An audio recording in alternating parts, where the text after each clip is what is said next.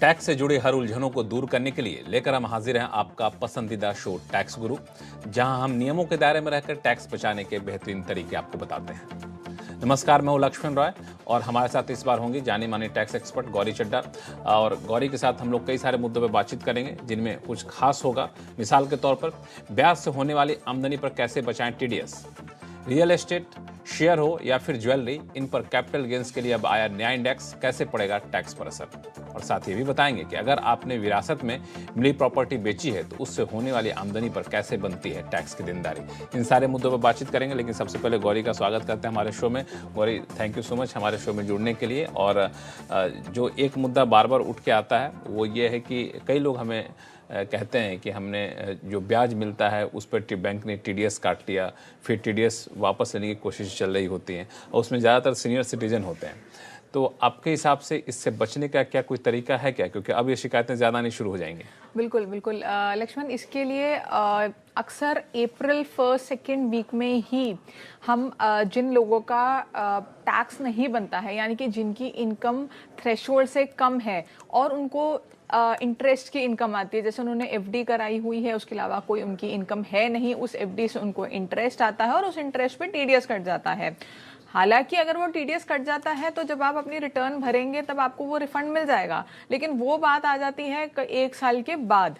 जो अप्रैल में टीडीएस कटा वो अगले साल जून जुलाई में आपको मिलेगा। तो इसके लिए एक प्रावधान है कि आप बैंक में जाके फॉर्म 15G और H, फॉर्म 15G हो गया 60 साल से नीचे वाले लोगों के लिए, फॉर्म 15H हो गया 60 साल से ऊपर यानी कि सीनियर सिटीजन्स के लिए।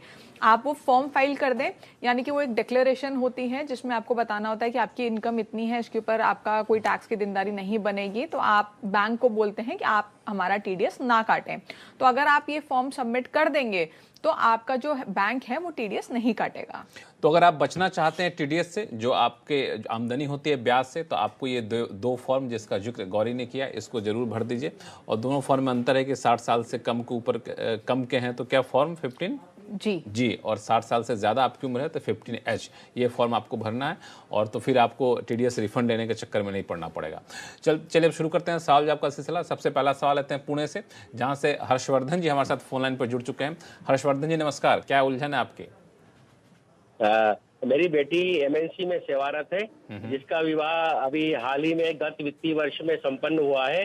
विवाह में उसे हमें भेंट में सोने चांदी के आभूषण और नगद रुपए जो कुछ लाखों में है और अन्य कीमती वस्तुएं प्राप्त हुई है। प्रश्न ये है सवेरा कि आयकर एक्ट विधान के अनुसार मेरी या बेटी की इस भेंट प्राप्ति पर क्या जवाबदेही बनती है? दूसरा, क्या सोने चांदी के आभूषणों वस्तुओं को भी आयकर विवरणी में दर्शाना होगा? ठीक है, दोनों सवाल का जवाब देंगे, लेकिन उससे पहले सबसे पहले आपको बधाई अपने बच्चे की शादी के लिए। और मुझे लगता है कि आपके जो रिश्तेदार हैं वो बड़े अमीर है, इसलिए इतने सारे ज्वेलरी वगैरह आपको गिफ्ट में मिली है। खैर, इस पर टैक्स की देनदारी क्या बनेगी गौरी? देखिए, जो आपकी बेटी हैं या आपके दामाद भी, अगर मैं उनकी बात भी करूं, तो जिन 2 लोगों की शादी होती है उनको शादी के मौके पे जो भी गिफ्ट्स मिलती हैं, चाहे वो ज्वेलरी है, कोई कैश है या कुछ भी है, वो सारा का सारा टैक्स एग्जेम्प्ट होता है। उसके ऊपर उनको टैक्स देने की कोई ज़रूरत नहीं है और रिटर्न में भी दिखाने की कोई ज़रूरत नहीं है। लेकिन हाँ, आपके पास एक प्रूफ होना चाहिए कि क्योंकि आपकी वेडिंग जो है वो रजिस्टर हुई होगी, तो आपके पास उसका सर्टिफिकेट होगा, शादी का कार्ड छपा होगा और ऐसे कुछ आप प्रूफ कर सकते हैं कि शादी हुई है। तो आपको कोई भी डरने की ज़रूरत नहीं है। उसके अलावा आजकल प्रूफ करने के लिए और बहुत तरीके होते हैं, फोटोग्राफर्स होते हैं, देखते हैं गिफ्ट मिल रही है, कार्ड छपे हैं, इतने लोग आए थे शादी पे तो इतना सगन दिया होगा, ऐसे अन्य तरीके होते हैं प्रूफ करने के कि ये पैसा शादी पे ही मिला था। लेकिन इन सब के लिए मुझे लगता है जरूरत तब पड़ती है जब इनकम टैक्स विभाग बहुत एक्सट्रीम केस है ये। मैं बहुत एक्सट्रीम सर्कमस्टांसेस में बता रही हूँ कि अगर कोई दिक्कत होती है, वैसे कभी भी ज्यादातर 99.9 केसेस में कोई दिक्कत नहीं होती है। तो लेकिन अगर हम आपकी बात करें तो आपके केस में, क्योंकि शादी तो आपकी बेटी की हुई है, तो अगर आपको कुछ मिला है तो वो आपकी गिफ्ट बन जाएगी, आपको उसके ऊपर टैक्स देना होगा। तो उसको आपको दिखाना होगा। हाँ, वो आपको रिटर्न में दिखाना होगा, टैक्स देना होगा, लेकिन बेटी और दामाद को जितना भी कुछ मिला है शादी के अवसर पर उनको कुछ नहीं देना। उनको रिटर्न में दिखाना भी नहीं होगा, उनको बेटी और रिटर्न में दामाद दिखाने को। की भी जरूरत नहीं है, क्योंकि वो उनकी इनकम है ही नहीं, तो दिखाने की कोई जरूरत नहीं है इनकी, क्योंकि ये इनकम बन जाएगी, क्योंकि इनकी शादी नहीं है, बेटी की शादी है, तो उस केस में आपको टैक्स देना होगा। अब चलते हैं दिल्ली, जहां से रमेश कुमार शर्मा जी हमारे साथ फोन लाइन पर जुड़ चुके हैं। बताएं क्या उलझन है आपकी? हाँ, मेरी उलझन, मैं एक टैक्स पेयर हूँ और अच्छा। मेरे को मेरे पूर्वजों की जमीन एक बिकी है, उसमें 4,73,000 रुपए मिले हैं। तो क्या मेरा टैक्स इस पे कुछ बनता है, और अगर रिटर्न में इसको मैं कहाँ भरूँ? ये जो जमीन आपने बेची है, ये पूर्वजों की जमीन है, कौन सी जमीन है? एग्रीकल्चर लैंड है या फिर एग्रीकल्चर लैंड। एग्रीकल्चर लैंड कैसे आप मानते हैं? उस पर खेती होती इसलिए मानते हैं, या फिर टैक्स जब उसका स्टैम्प वैल्यू देने गए थे तब एग्रीकल्चर लैंड उस पर माना गया था? हाँ, नहीं, खेती होती है वहाँ पर, वो चारों तरफ खेत हैं, वो सब खेती के लिए ही उसने परचेज की है, जिसने भी ली है। अच्छा अच्छा, ठीक है। गौरी, क्या होगा इनका? देखिए लक्ष्मण, कोई भी एग्रीकल्चरल लैंड जो होता है उसको जब हम बेचते हैं, यानी कि एग्रीकल्चरल इनकम हो रही है या हम एग्रीकल्चरल लैंड बेच रहे हैं, तो उसके ऊपर कोई टैक्स नहीं लगता। लेकिन सिर्फ कह देने से कि उस लैंड के ऊपर खेती हो रही है इसलिए वो एग्रीकल्चरल लैंड है, ऐसा नहीं। कोई भी रूरल एग्रीकल्चरल लैंड जो इनकम टैक्स एक्ट में डिफाइन की गई है, रूरल एग्रीकल्चरल लैंड की डेफिनेशन अगर उसमें फॉल करता है तो ही उसको हम एग्रीकल्चरल लैंड मानते हैं, और जो एग्रीकल्चरल लैंड होता है वो कैपिटल एसेट नहीं माना जाता, इसलिए जब हम उसको बेचते हैं तो हमें कोई कैपिटल गेन टैक्स नहीं देना।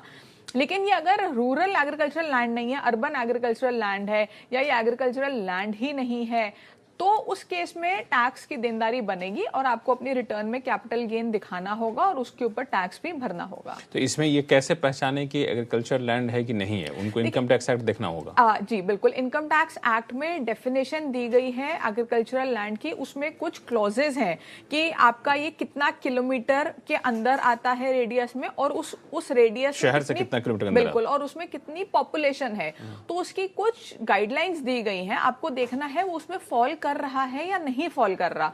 अगर वो क्लॉज से बाहर हो जाता है तो फिर वो एग्रीकल्चर लैंड नहीं माना जाता। तो उन सारे जो पॉइंट्स हैं उनको चेक करना पड़ेगा कि वो मीट हो रहे हैं कि नहीं। हालांकि इसमें एक चीज़ और होता है, जब हम लैंड परचेज या सेल करने जाते हैं तो वो किस एरिया में आता है, वो खुद स्टैम्प ड्यूटी लेते वक्त रजिस्ट्रार ऑफिस ही बताता है कि आपका एग्रीकल्चर लैंड है या फिर आपका। लेकिन देखिए, इनकम टैक्स डिपार्टमेंट जो है वो उसको इतनी वैल्यू नहीं देगा जितनी वो इनकम टैक्स एक्ट को देगा।